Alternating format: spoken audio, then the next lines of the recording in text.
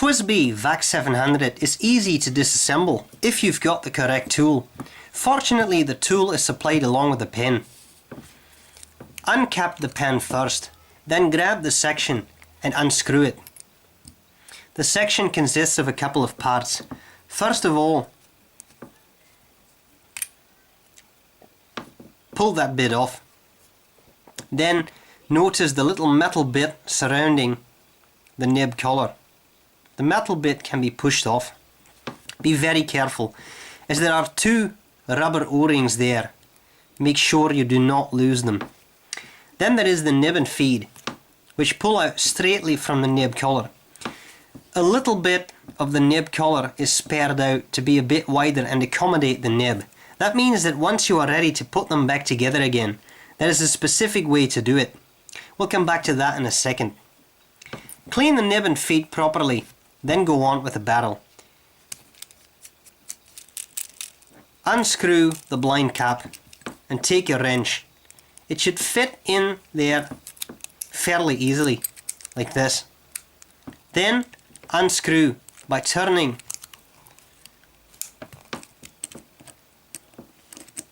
to the left. This whole unit comes out and can be cleaned. Notice that there is ink likely to be in there, so maybe take extra care of cleaning it. Apply silicone grease right there to the seal.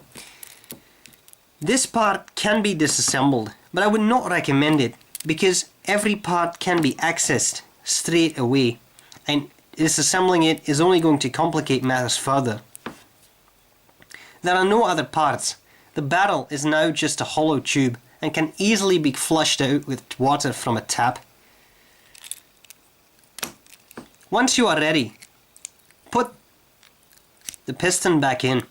Because of the tight fit and the vacuum that has to be created, be a little careful, and you have to probably wriggle around a bit and then you can push that back in. Simply screw the barrel back in place, take your wrench and give it a final twist, but do not over tighten, as it is plastic and plastic will crack. Notice how this should work, and if it's effective, it should draw a vacuum like that. Screw the blind cap, the blind cap, screw it back in place, put the barrel away. Now we move to the section. Grab the nib and feed in about this position. You may have to fiddle around a bit with that, but it doesn't matter a whole lot because it's going to slide into the nib collar. If this doesn't fit, you have not aligned the nib collar, nib and feed correctly.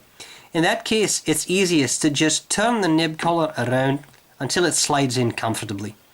Make sure the nib is pushed in all the way to the back, and you should have proper alignment of nib and feed. Then slide the metal part back on there. Unlike with the Diamond 540, there are no notches or ridges right there, so just slide it up. Then take this plastic part and slide it up there. As with the as is not the case in the 540, there are no ridges here, so just slide it up there. Then, if you want to be sure you get a good seal, put a little bit of silicone grease right here on these threads.